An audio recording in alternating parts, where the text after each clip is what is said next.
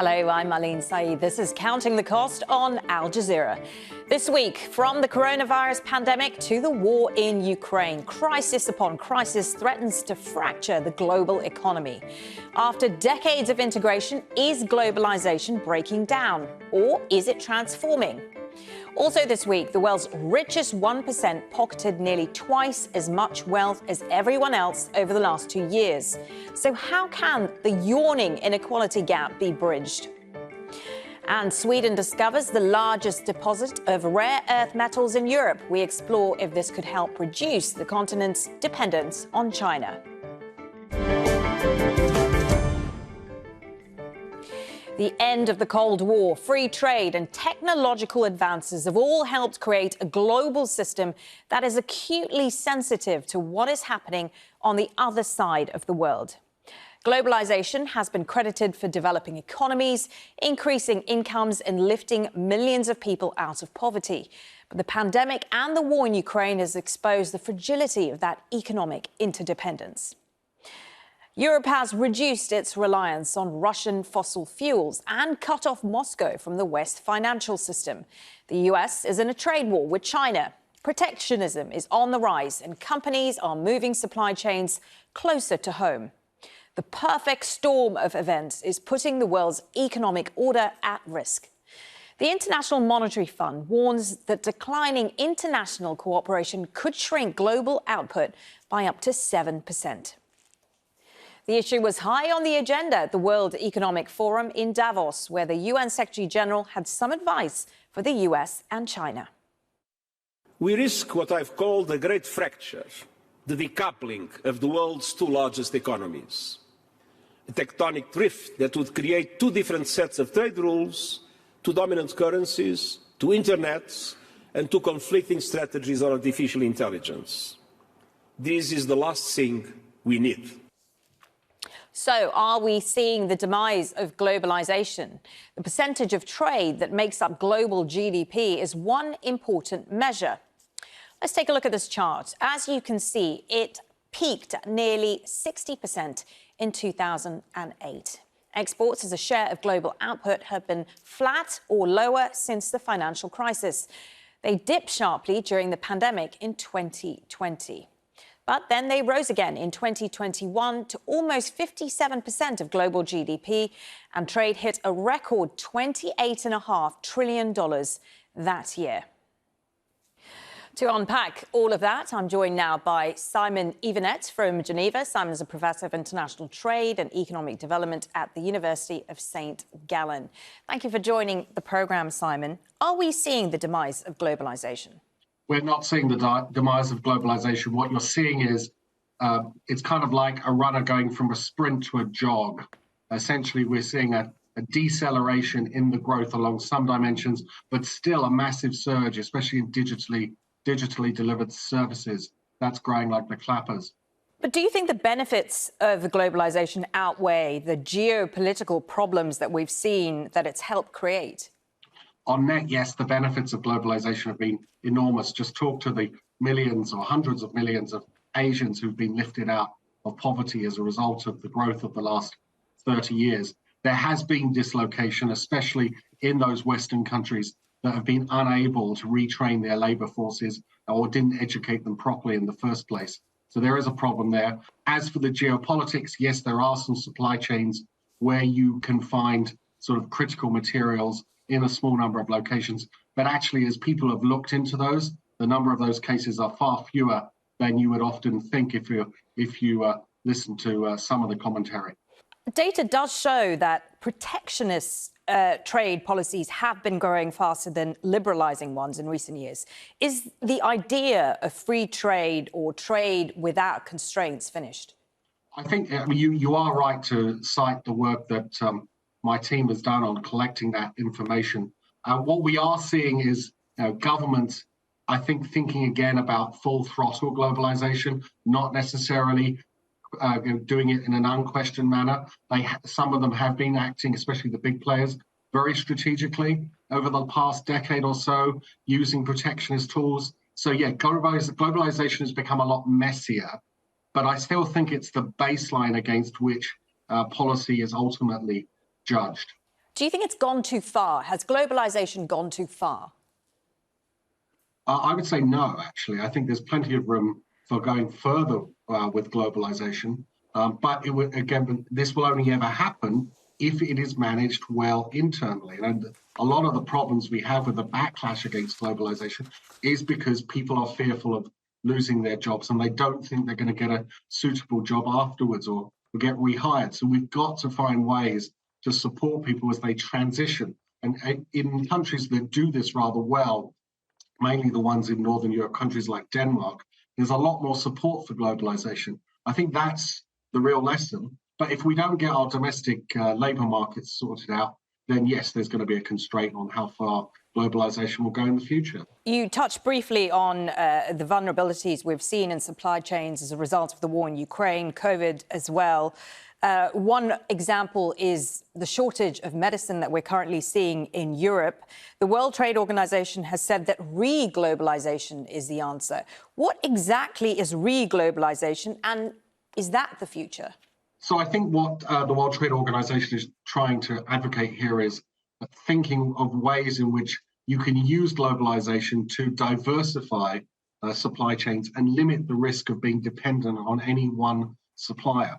And I think this risk management perspective is a really smart way of looking at this, because no country should be dependent on any one small set of suppliers, even including domestic suppliers who sometimes fall down on the job.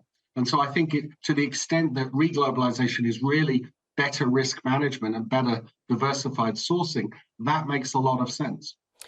China, of course, one of the biggest beneficiaries of globalization, but things have changed a lot in recent years. It's now locked in a trade war with the United States. Where do you see its relationship with the United States going? Could we see a two-parallel supply chain system? The US-China relationship is very fraught at the moment. I think we are beginning to see some attempt to try and define what President Biden calls boundaries or to the competition between these countries. We have to hope that that process goes forward. But it has been a rocky 5 or 10 years between them. And to the extent that both the United States and China decide that they want to change their sourcing patterns, maybe being less global or more regional, then you are going to see companies adjust. So I think that is potentially on the table with a lot more regionalization of supply chains. And by the way, I think a lot of the private sector is already moving in that direction. We're beginning to see that in some sectors. Are we transitioning, do you think, into a new economic order which is no longer dollar denominated? We are transitioning away from the globalization economic order of the 1990s. What we're going towards is still unclear. I don't buy the argument that we're splitting into two blocks. There will definitely be a Western bloc, probably centered around the United States and a number of English-speaking nations, possibly with the European Union in there. But then when you turn to the large emerging markets, although they're pretty clear that they don't want to be part of the Western bloc, it's not clear that those non-Western countries cooperate much together. So if anything, I think we're going to end up in a pretty situation where there's a lot of fuzzy blocks between the emerging markets and maybe a Western core. So in that sense, it's going to be pretty messy going forward. I think the idea that we're going to have two rigid blocks like we saw during the Cold War goes too far. It won't be that easy. A final word. What do you think the consequences of deglobalization are? I mean, can the world's economies actually survive independently? I think the consequences of deglobalization are going to be very severe for the cost of producing a number of goods. So we have benefited enormously from having large production runs by concentrating production in maybe a small number of places for different types of commodities. If you start chopping up those supply chains and you end up firms with much smaller production runs, unit costs will be higher, prices will be higher, inflation will be higher. So this will and I think we will see a hit to our living standards if we move towards deglobalization. And this is the part of the story which the advocates of deglobalization are not sharing with the public. Absolutely fascinating to talk to you. Simon Everett from Geneva, Professor of International Trade and Economic Development at the University of St. Gallen. Thank you. Thank you.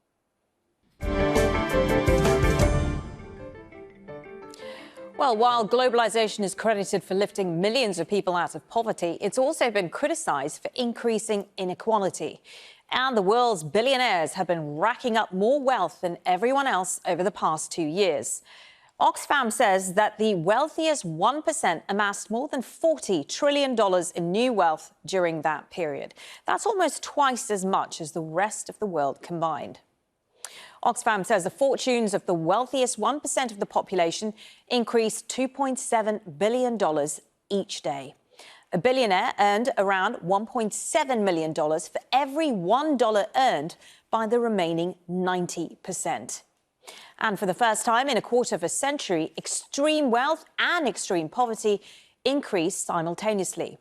The report says at least 1.7 billion employees live in countries where inflation is outpacing wage growth, causing hundreds of millions of people to go hungry. Oxfam is calling for higher taxes for the rich. It says a 5% levy on the wealthy would raise about $1.7 trillion a year. Joining me now from London is Paul Segal, a reader in Economics of Development at the Department of International Development of King's College London. Thank you for joining the show, sir. We've been discussing globalisation in this show. How much is it to be blamed for the wealth inequality gap? Well, globalisation is a complex one. I mean, it's certainly true that people who are at the very top of the wealth distribution have benefited a lot from the mobility of capital and the ability of firms to invest across countries and trade across countries at an increasing rate over the last several decades. But globalization has also been pretty key in raising a lot of incomes at the bottom of the global income distribution. So countries like China and India that a few decades ago had very high levels of poverty, they've seen very rapid growth, and including very rapid growth lower down the income distribution, meaning globalization has been key to reducing poverty and therefore helping to ameliorate, to some extent, the rise in inequality at the same time. So what is the reason behind this massive growth in wealth we're seeing in the super rich? Why do the rich always become richer? So there's a long-run story and a short-run story. So the long-run story is that over the past 4 decades or so, taxes on the very rich have gone down dramatically. And that means that the very rich have been able to increase their share of the pie. So as we've had global growth over the past several decades, the rich have been taking an increasing share of that pie at the expense of everyone else. So that's the long-run story. But then there's also the short-run story over the last 2 or 3 years caused by the COVID pandemic. And there what we had was governments injected very large amounts of money into the economy in order to stimulate the economy, in order to reduce the recessionary effects of the COVID pandemic. Now, that was an important thing to do. Governments needed to do that to support the economy, to support people's incomes. But if you like, a side effect of that was that it massively inflated asset prices, which meant that it massively inflated the wealth of those people who own the assets, which is, of course, predominantly the very wealthy.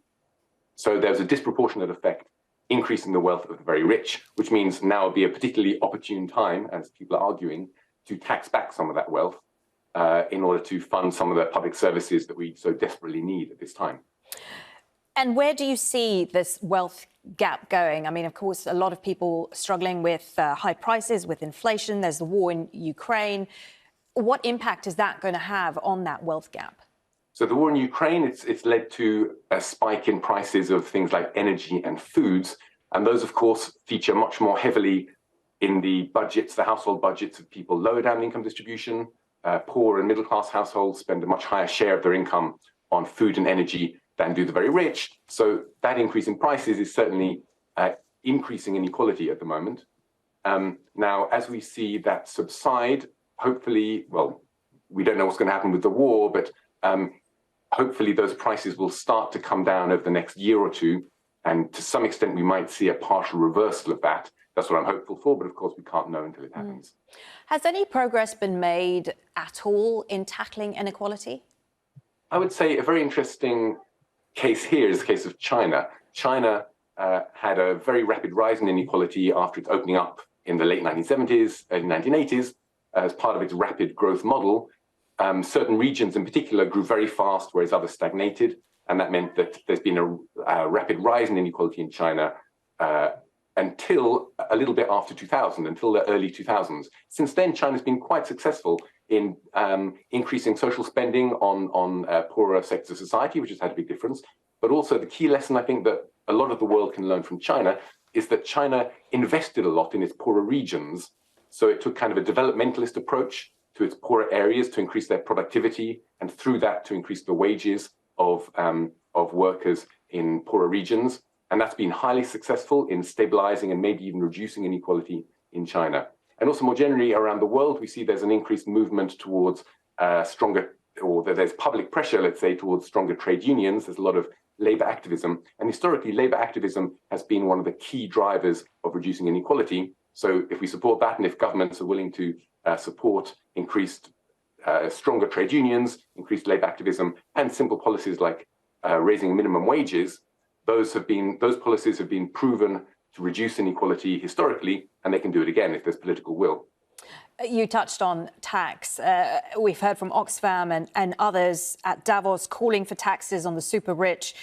It's not a new idea, but many governments have resisted it. Why?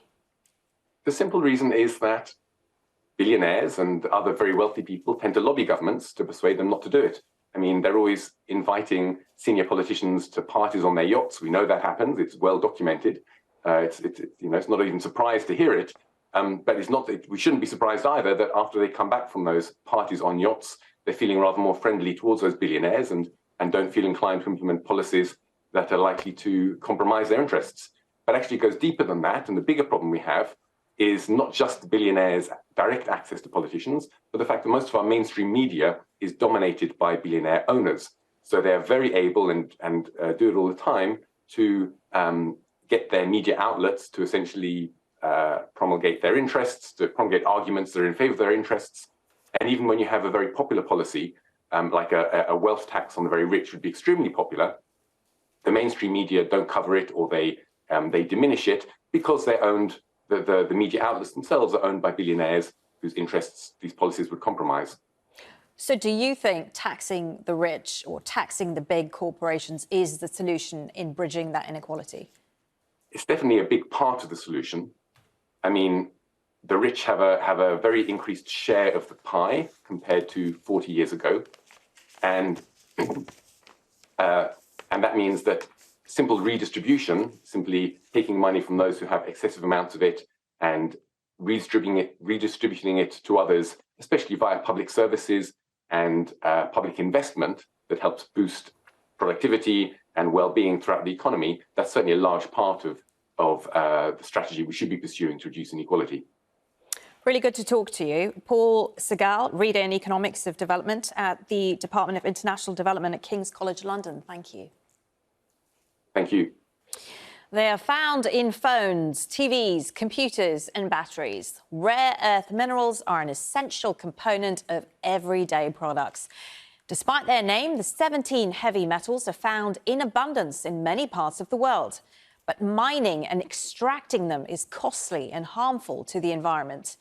China dominates the market and no rare earth elements are mined at all in Europe. But a discovery in Sweden is hoping to change the continent's fortunes.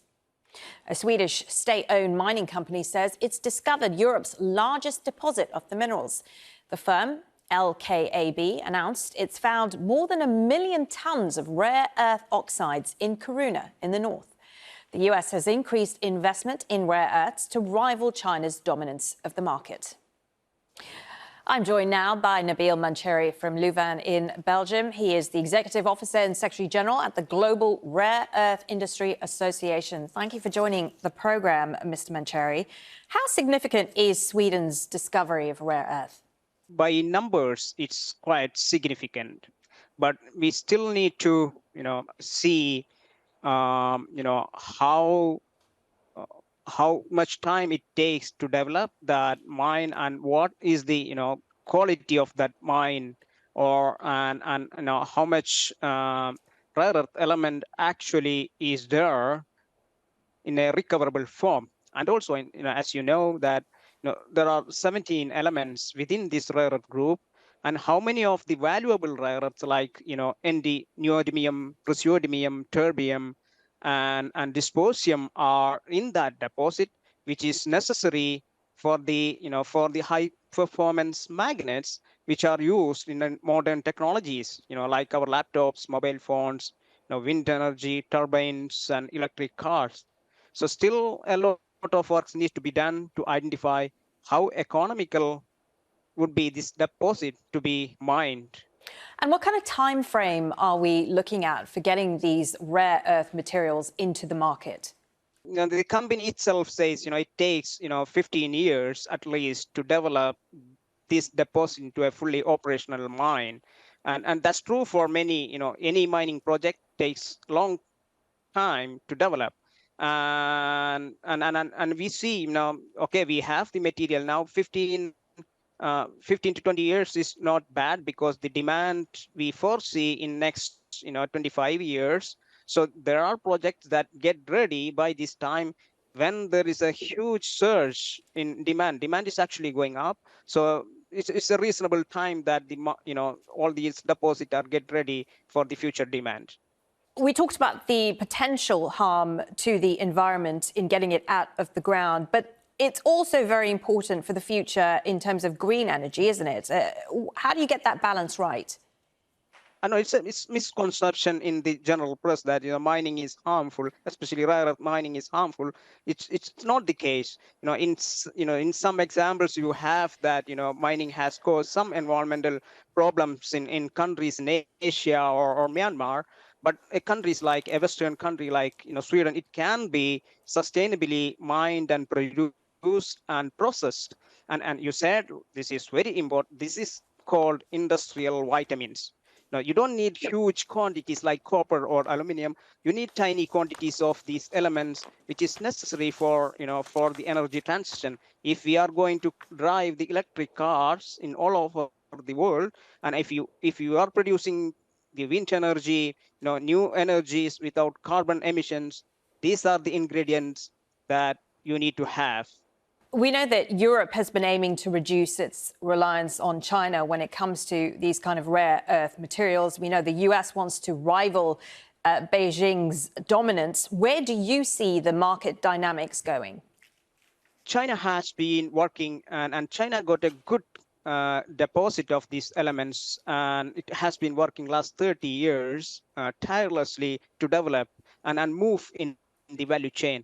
And actually, China didn't take away this from Western countries. Actually, we gave it like any other industry because of the cost structure. So we gave all that thing to the developing world, and as there are also a number of projects coming up in advanced countries like Australia, Canada, a couple of African countries, and also in South America. A part of the demand will be so huge that no country single-handedly can manage this demand and can produce. Even China says itself, they cannot be the factory of the world, especially for these elements. And so, and the energy, the global warming, climate change is a global problem. So we have to solve it, and we have to find solutions globally. And so this kind of elements produced outside China can only meet the demand in Europe or US partially.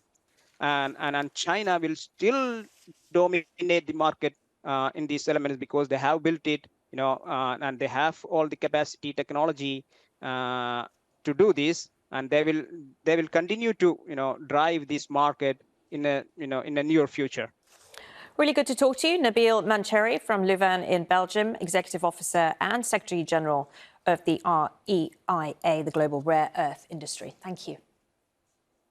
Thank you. Thank you so much. And that is our show for this week. Get in touch with us by tweeting me at Marlene Saeed. And do use the hashtag AJCTC when you do. Or drop us an email. countingthecost@aljazeera.net is our address.